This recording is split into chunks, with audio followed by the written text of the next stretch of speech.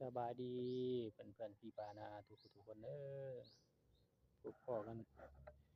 คลิปนี้สิมาปลูกอันนี้นะปลูกไปเครือหมอน้อยค่อยนี่เหี่ยนบ่ล่ะเพิ่นเด็ดต้นเลยล่ะตัวนี้เด้อเพื่อนๆเด้อนี่ตัวนี้ตายแล้วสิปลูกใหม่ตัวนี้นั่นหาผ้าหาเสียมก่อนได้ตัดได้สางเหงาเก่าออกก่อน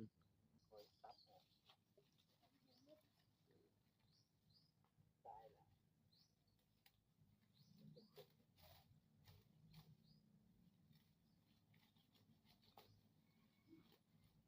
ื่องเ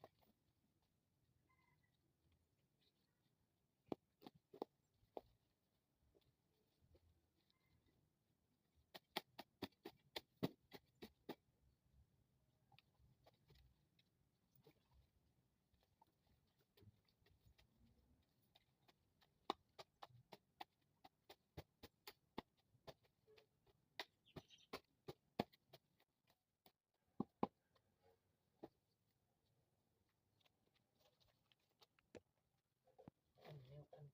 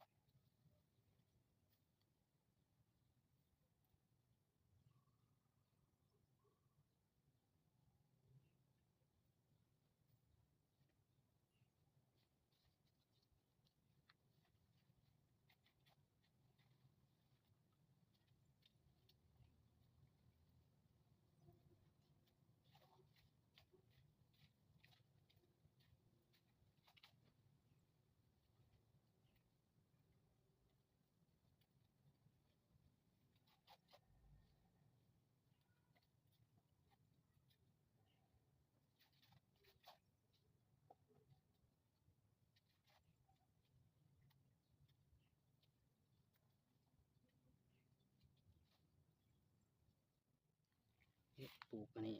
ง่ายๆพี่น้องเอ้ยเราจะถมดินก็พอเพียงแต่ถมเบ้าถมหยังมาแล้วพอรอรถก็ประมาณครึ่งหนึ่งแล้วเราคอยเติมฝุ่นเติมดินเข้า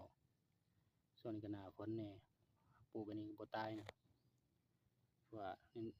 พอปลูกเสร็จรอรถนี่หน้าฝนมาน้ำมามันก็จะไหลซึมลงดินไปเลยต้นพันธุ์เรามันก็อยู่เทิงหน้าดินนะมันบ่บวมน้ำแบบเครือนี่เป็นต้นอันนี้เนาะพี่น้อง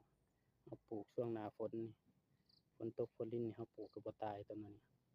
ครับข้าพเจ้าทดลองมาแล้วฝนลิ้นๆบัดนี้แหละเด็ดเอามันเครือมันไปฝังที่ดินติดแตกรากมาคือเก่าบ่ตายเราปลูกเนี่ยช่วงใดก็ได้อันนี้ตัวนี้ขุดเงาเก่าเอาเลยปลูกเปียใหม่ใส่แต่ก่อนมันก็เป็นพุ่มใหญ่อยู่แต่มันเก่าแล้วก็มันตายตัวถัดไปน่ะเจ้าของเพิ่นเที่ยวเฮ็ดเที่ยวนั่นอยู่